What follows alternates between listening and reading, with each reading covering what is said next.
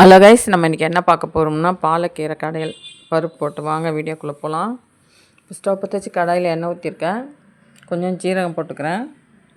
தக்காளி வெங்காயம் போட்டுக்கிறேன். 3 தக்காளி 3 வெங்காயம் கட் பண்ணி வச்சுருக்கேன். பச்சை மிளகா 2, பெரிய மிளகா உடச்சி வச்சுருக்கேன். போட்டு நல்லா வதக்கிக்கலாம். கீரை நல்லா க்ளீன் பண்ணி அலசி எடுத்து வச்சுருக்கேன். அந்த கீரையும் போட்டு நல்லா வதக்கிக்கலாம். கீரை நல்லா போட்டு வதக்கி எடுத்துக்கலாம். பருப்பு ஒரு 200 பருப்பு எடுத்துருக்கேன். நல்லா கழுவி குக்கரில் போட்டிருக்கேன். இப்போ அது வதக்கந்தையும் பருப்பில் போட்டுக்கலாம்.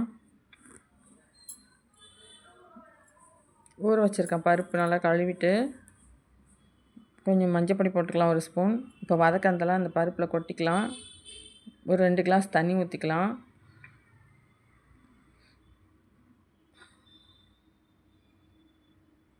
இப்போ குக்கரில் ஒரு 3 விசில் வச்சிடலாம்.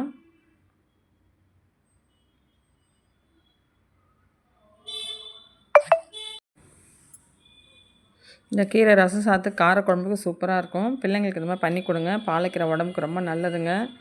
இப்போ கடைஞ்சிடலாம். இப்போ தாளிச்சிக்கிறேன். கடாயில் எண்ணெய் ஊற்றி கடுகு பருப்பு காஞ்ச மிளகா போட்டு தாளிச்சிக்கிறேன். இப்போ கீரை நல்லா மசித்து எடுத்துட்டேன்.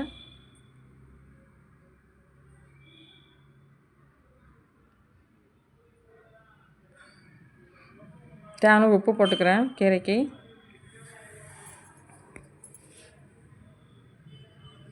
இப்போ கடைஞ்சாச்சு, தாளிச்சாச்சு. நீங்களும் ட்ரை பண்ணி பாருங்கள். இந்த வீடியோ உங்களுக்கு பிடிச்சிருந்தா லைக் பண்ணுங்கள், சப்ஸ்கிரைப் பண்ணுங்கள், கமெண்ட் பண்ணுங்கள். Thank you friends.